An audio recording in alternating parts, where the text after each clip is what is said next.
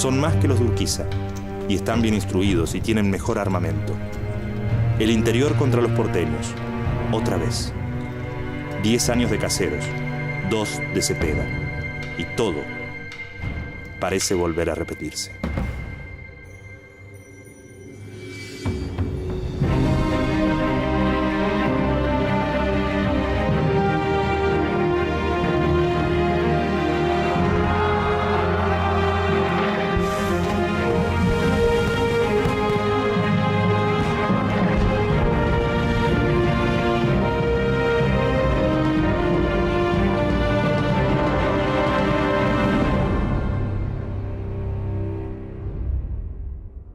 Parte de los territorios que formaban el Virreinato del Río de la Plata constituyen ahora una alianza de estados, la Confederación, integrada por 14 provincias, mientras que la región chaqueña, la Patagonia y la Pampa permanecen en manos de la población indígena. Durante más de 20 años, el hombre fuerte de esta confederación fue el gobernador de Buenos Aires, Juan Manuel de Rosas. En ese período, gracias a los recursos del puerto y la aduana, su provincia se vio favorecida respecto de las demás. En 1852, Urquiza, gobernador de Entre Ríos, encabeza una alianza de Entre Ríos, Corrientes, Uruguay y Brasil que se enfrenta y derrota a Rosas en la batalla de Caseros. Una vez caído Rosas, las provincias se ponen muy rápidamente de acuerdo en cambiar de estatuto, cambiar de estatus y donar, si se quiere, o crear un gobierno nacional que implicara la donación o la transmisión de soberanía a ese estado, es decir, perder poder, porque soberanía es poder. Yo creo que hubo ahí una primera cuestión que es muy importante, que es una voluntad política fuerte del que había sido el vencedor de Caseros, de Urquiza.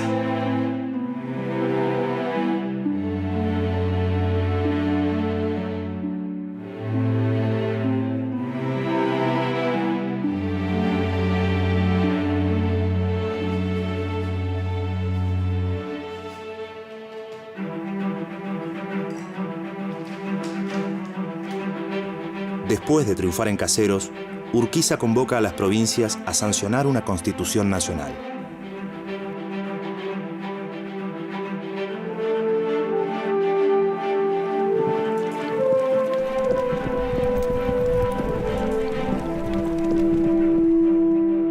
La nueva constitución protegerá los intereses del interior, limitando el poder de Buenos Aires sobre el puerto y la aduana. La Constitución fue un hecho decisivo en 1853 porque es la que inventa, la Constitución o los constituyentes inventan la República Argentina. Sin los representantes porteños, pero con diputados de las demás provincias, la Convención Constituyente se reúne en Santa Fe. Las tensiones desembocan en la ruptura. Se forman 2 estados independientes entre sí, Buenos Aires y la Confederación. Comienza a darse un conflicto entre lo que se llamó la Confederación, que estaba protagonizada por Justo José Urquiza, contra Buenos Aires, la provincia de Buenos Aires, que nunca se va a querer acoplar a ese proyecto de confederación, muy celosa de los intereses de su aduana y sus propios intereses económicos y políticos. De acuerdo a la nueva Constitución, Urquiza es elegido presidente por un periodo de 6 años. Juro por Dios y los santos evangelios desempeñar con lealtad y patriotismo el cargo de presidente de la Confederación Argentina. El Estado de Buenos Aires vive un periodo de gran crecimiento económico. Esto se debe a los ingresos de la aduana. Firma acuerdos comerciales con países vecinos y europeos e incluso con la propia Confederación. Se fundan pueblos como Chivilcoy, Bragado, Las Flores y se inaugura el primer ferrocarril. Aunque la sede del gobierno está en la ciudad de Paraná, Urquiza atiende los asuntos de la Confederación desde su estancia de San José. Desde un comienzo, la Confederación encuentra grandes obstáculos. Proyectos como la creación de ferrocarriles son abandonados por falta de fondos. Tampoco prospera la creación de colonias con inmigrantes europeos. Las mayores dificultades provienen de no contar con los recursos de la aduana de Buenos Aires. En 1857, Valentín Alsina, que representa el ala más dura del Partido Liberal, es elegido gobernador de Buenos Aires. Anula los tratados de paz con la Confederación y apoya, con dinero y armas, a sectores que se oponen a Urquiza en las provincias del interior. La principal fuente de ingresos era lo que se cobraba de impuestos de aduana. Y resignar la aduana del puerto de Buenos Aires para la provincia era fatal. Argentina es un país que su principal entrada es la aduana, ¿no? Digamos, la importación y exportación de mercaderías agropecuarias. Y Buenos Aires no quiere compartir eso con el resto de la nación, ¿no? El resto de las provincias son hasta ese momento muy pobres, salvo Entre Ríos, que es la que comanda esa confederación, pero el interior del país había quedado realmente muy pobre. O sea que durante casi 10 años la República Argentina,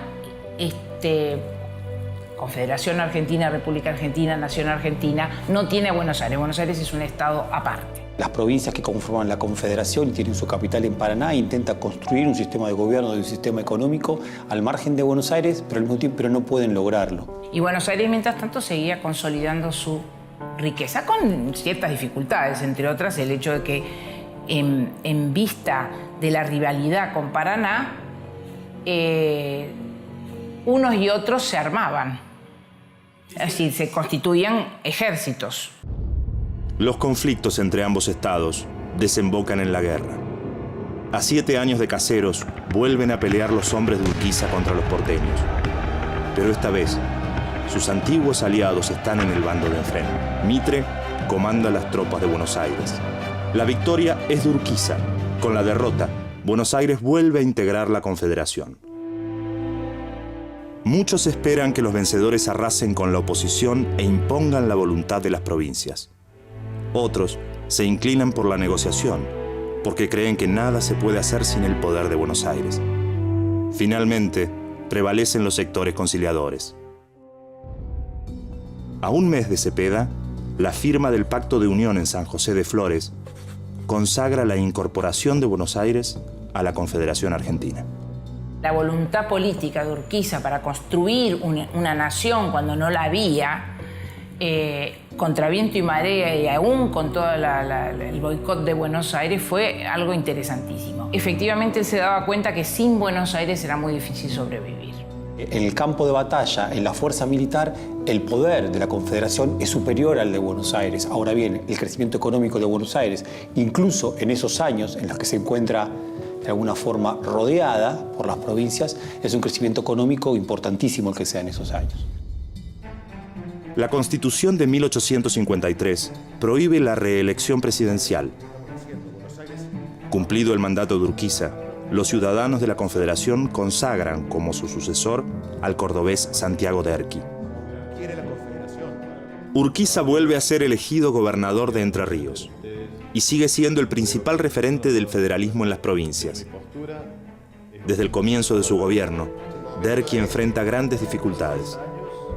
No reúne el consenso de su predecesor y se encuentra con muchos problemas económicos en la Confederación. El presidente era Derqui, con quien él no tenía buenas relaciones, o sea, había habido una ruptura política, una tensión política entre los grupos en Paraná, de manera que tampoco él estaba demasiado convencido que Derqui iba a poder seguir adelante con lo que para mí, pero eso, era su proyecto, que era que salir adelante con la República Argentina, con una República Federal. En Buenos Aires también ha cambiado de manos el poder. El nuevo gobernador es Bartolomé Mitre, y Derqui se acerca a él para equilibrar la influencia que tiene Urquiza en la Confederación. Mitre ha sido derrotado en Cepeda, pero aprovecha la debilidad del gobierno nacional y del propio Derqui y reconstruye su poder. Representa a los sectores porteños partidarios de una unión nacional, en contra de los que proponen que la provincia se separe del resto para constituirse en un país independiente. De acuerdo al Pacto de Unión, Buenos Aires puede proponer enmiendas en la Constitución, y lo hace. Pero todas las que propone apuntan a la conservación del poder porteño y su hegemonía sobre las provincias. La Comisión Reformadora de la Constitución se reúne en septiembre de 1860 en Santa Fe. Las enmiendas propuestas por Buenos Aires son incorporadas en la Carta Magna. Al cierre de la sesión, el ministro Benjamín Victorica exclama: La integridad de la nación argentina no se discute entre argentinos, se hace. Y Buenos Aires allí acepta entrar a la Confederación, lograba lo que quería, que era seguir creciendo económicamente. Mientras que Paraná estaba en una situación difícil porque no tenía la aduana de Buenos Aires, que era la principal fuente de ingresos, y sobrevivía como podía. Para celebrar el primer aniversario del Pacto de Unión, Urquiza invita a su estancia al gobernador porteño y al presidente de la Nación. La reunión se desarrolla en paz y parece dejar a todos conformes. Pero la calma es solo transitoria. Unos días después del encuentro de Urquiza, Mitre y Derqui, se produce una rebelión liderada por Antonino Aberastain. San Juan es el escenario donde estalla la tensión y comienza el nuevo conflicto. La primera víctima es el gobernador José Antonio Virasoro, que es atacado mientras carga a uno de sus hijos en brazos. Con él mueren su hermano y varios oficiales. Para muchos, detrás del crimen está Mitre, y en especial su ministro Sarmiento, quien no solo aplaude el asesinato en la prensa, sino que también es sospechoso de haber financiado y organizado la revolución. Mientras tanto, en Buenos Aires deben elegirse representantes para el Congreso Nacional. El presidente Derqui, en un nuevo intento por acercarse al gobernador Mitre, acepta que se elijan según la ley provincial, en lugar de regirse por la ley vigente para toda la Confederación. Esto es más de lo que los diputados de las provincias pueden aceptar. La Cámara rechaza la incorporación de los porteños. El panorama es cada vez más complicado para Derqui. En varias provincias crecen los sectores liberales alineados con Mitre. En junio, el presidente debe intervenir su propia provincia, Córdoba, donde se prepara una rebelión. Derqui concentra sus tropas en Rosario con carácter preventivo. Luego, retorna a Paraná, donde el Congreso determina que Buenos Aires ha roto el Pacto de la Unión de 1859 y pide su intervención. El gobierno porteño, en tanto, se fortalece, busca y encuentra aliados en las provincias. Además, compra armas a Inglaterra y entrena a sus tropas. El gobierno nacional está en la bancarrota. Derqui, cada día más débil, encomienda a Urquiza que se traslade a Rosario y se ponga al frente de las tropas. La constitución del Estado en la Argentina y en cualquier lugar donde se haya constituido un Estado nacional es un proceso. El comienzo, podríamos decir, está en la batalla de Pavón. La batalla de Pavón, por un lado, es uno de esos puntos bisagra que tiene la historia argentina, porque de alguna manera lo que viene a hacer es cerrar un periodo que se había abierto en 1852 y que había tenido como una de las marcas fundamentales el hecho de que la Argentina, tal como la conocemos hoy, existía partida, dividida, por un lado Buenos Aires y por otro lado de los 13 ranchos, como se llamaba despectivamente a las provincias desde Buenos Aires. Ni 10 años han pasado de Caseros. Menos de 2 desde Cepeda. Tantas muertes, tanta sangre, tanto enfrentamiento entre hermanos. Y una vez más, los hombres están listos para la batalla. Las tropas de la Confederación vuelven a enfrentarse a las de Buenos Aires. Los aliados de ayer son los enemigos de hoy. Parece que nada ha cambiado, que el conflicto es el de siempre, pero el tiempo no pasa en vano, y ni Urquiza ni Mitre son los mismos.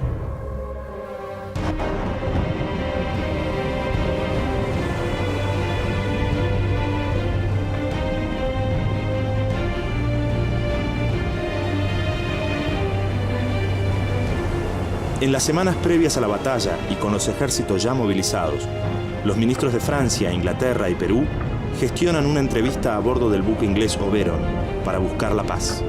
Pero Mitre, Derqui y Urquiza no alcanzan acuerdo alguno.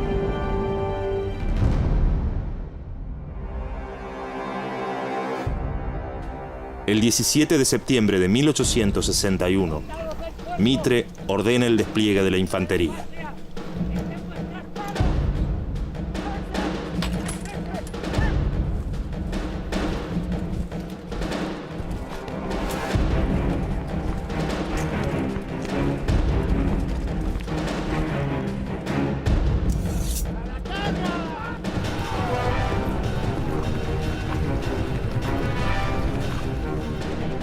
Las fuerzas de Urquiza son superiores en caballería. Los porteños no tienen jinetes que se equiparen a los entrerrianos, pero cuentan con eficientes batallones y armamentos.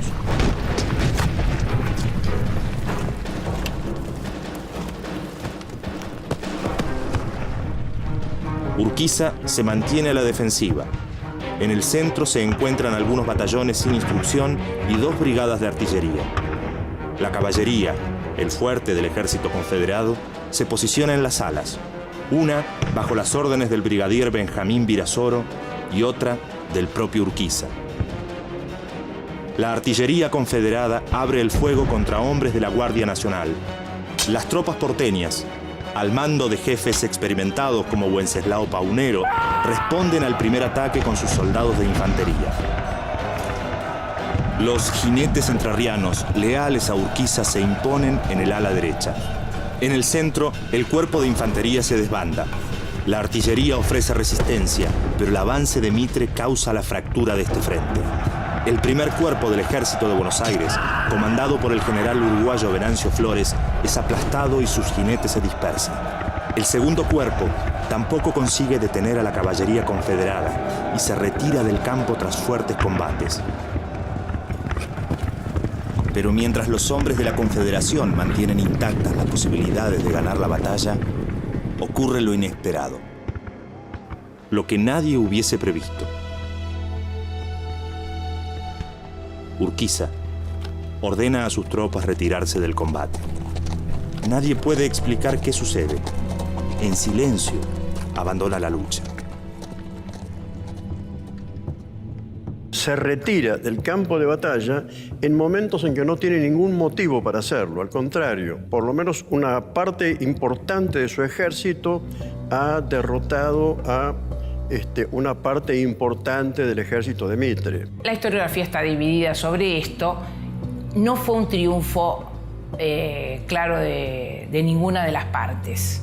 Las tropas que estaban al mando de Mitre, las tropas de Buenos Aires, daba toda la impresión de que estaban derrotadas y que no quedaba nada más para ellas que retroceder, replegarse y en ese caso sí, finalmente, aceptar la dominación de la Confederación. Algunos dicen que Urquiza ganó y se retiró, otros dicen que en realidad le fue mejor a Mitre. En realidad fue una situación, parece, porque en realidad, la realidad quién la sabe, ¿no?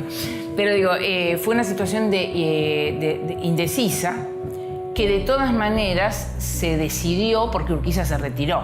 Frente a la posibilidad de derrotar al ejército comandado en ese momento por el general Mitre y avanzar sobre Buenos Aires, Urquiza simplemente se retira, dejando perplejos a sus generales.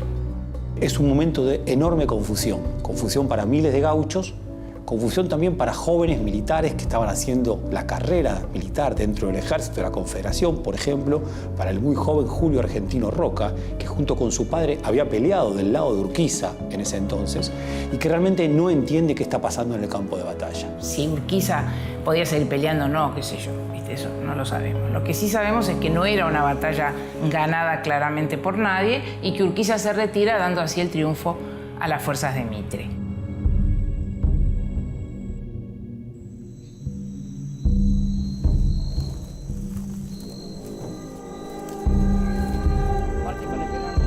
Ni el mismo Mitre cree en su victoria. Convencido de la derrota con sus mandos más cercanos, se ha retirado de la batalla. Cuando le comunican la decisión de Urquiza, permanece en la retaguardia, temiendo un ataque sorpresivo. ¿Cuál fue el sentido de esa retirada de Urquiza? Evidentemente, él advirtió, primero, que el poder económico, financiero de Buenos Aires era incomparablemente superior al poder que él podía oponer desde la Confederación Argentina, que él había organizado y que él va a contribuir con esa retirada a liquidar. Lo que prefirió fue acordar con Buenos Aires y formar parte de una clase económica dominante a nivel nacional, pero aceptando que en Buenos Aires iba a estar de alguna manera la locomotora de la formación política futura. Algunos hablan del traidor Urquiza, yo creo que esas cosas no sirven para entender lo que pasó. Creo que Urquiza fue una figura absolutamente decisiva en la constitución de la Argentina. Me parece que era además un personaje que merecería más estudio porque es un tipo... Digamos, eso que yo dije, la voluntad política de Urquiza para construir una nación cuando no la había, contra viento y marea y aún con todo el boicot de Buenos Aires, fue algo interesantísimo.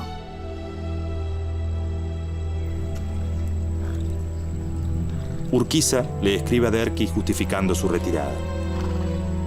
O sacrificaba a mis divisiones entrerrianas, que habían combatido con tanto coraje y que habían sufrido sensibles pérdidas, y las sacrificaba en lucha estéril, o las retiraba del campo. Derqui le ordena a Urquiza que vuelva a ponerse al frente del combate, pero este no le responde y envía una misión confidencial a Mitre para lograr un acuerdo. Urquiza comprendió que ni sus intereses personales, ni su posibilidad de llegar a controlar Buenos Aires aconsejaban ganar esa batalla. El presidente era Derqui, con quien él no tenía buenas relaciones, o sea, había habido una ruptura política, una tensión política entre los grupos en Paraná, de manera que tampoco él estaba demasiado convencido que Derqui iba a poder seguir adelante con lo que para mí, pero eso, era su proyecto. Entonces se retira y se recluye en su provincia, que de alguna manera es el feudo que él trata de retener. Derqui, sin poder, renuncia y marcha al exilio en Montevideo. Mitre ocupa Rosario sin oposición. Desde allí, escribe a su ministro de guerra. Los principales jefes buscan entenderse conmigo, a la vez que la población de Rosario, incluyendo antiguos enemigos, se manifiestan inclinados a nosotros. En Buenos Aires, enterado de los resultados, Sarmiento le aconseja a Mitre que vaya hasta el fondo. No deje cicatrizar la herida de Pavón. Urquiza debe desaparecer de la escena, cueste lo que cueste. Southampton o la horca. Southampton había sido el lugar elegido por Rosas para el exilio. Mitre rechaza los consejos de Sarmiento, pero tampoco controla a sus seguidores en los enfrentamientos que siguen a Pavón. Los restos del ejército confederado, al mando de Benjamín Virasoro, se encuentran en las proximidades de Cañada de Gómez, esperando el regreso de Urquiza que nunca llegará. Las tropas del ejército porteño, al mando de Venancio Flores, los toman por sorpresa. Capturan y pasan a degüello a más de 300 hombres. Un nuevo orden se está afianzando y el precio se paga con sangre. La consecuencia más importante, por supuesto, tiene que ver con la estrella claramente ascendente de Bartolomé Mitre, un Bartolomé Mitre que prontamente va a ser elegido como presidente nacional. Al mismo tiempo, tropas que desde Buenos Aires van a ser lanzadas sobre las provincias con la voluntad de disciplinar a esas provincias en el nuevo ordenamiento político que se está conformando. El poder de los vencedores de Pavón se extiende a las provincias. El general Paunero avanza hacia Córdoba y San Luis. El gobernador Sá huye hacia Chile. Sarmiento, que busca convertirse en gobernador de San Juan, se suma a la campaña. Escenas como la de Cañada de Gómez se repiten una y otra vez. Mitre consiente en silencio las matanzas. Y esas tropas lo que van a hacer fundamentalmente va a tener que ver con romper, o mejor dicho, desarmar todas las alianzas que habían sostenido hasta ese entonces la Confederación de Urquiza. Desde Buenos Aires, Mitre va a intentar teñir el país de liberales. Los hermanos Taboada, caudillos liberales de Santiago del Estero, derrocan al gobernador tucumano y avanzan hacia Catamarca. El riojano Chacho Peñalosa, que había luchado contra Rosas 2 décadas antes, vuelve a armar sus montoneras contra Buenos Aires. Pero a principios de 1862, sin recursos ni armas, Peñalosa acepta la derrota. En abril, Mitre convoca a elecciones. Mitre toma la posta de Urquiza en el sentido, bueno, hay que crear un congreso, primero hay que decir, bueno, hay un presidente de la República, ¿dónde va a estar sentado el presidente de la República? Cosas que para nosotros son naturales, pero que significaba crear desde la base el Estado.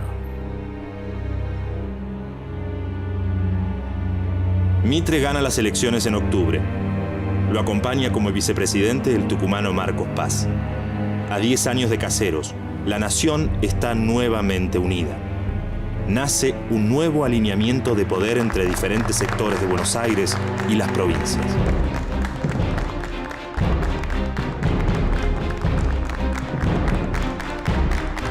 Pero la sangre no dejará de correr.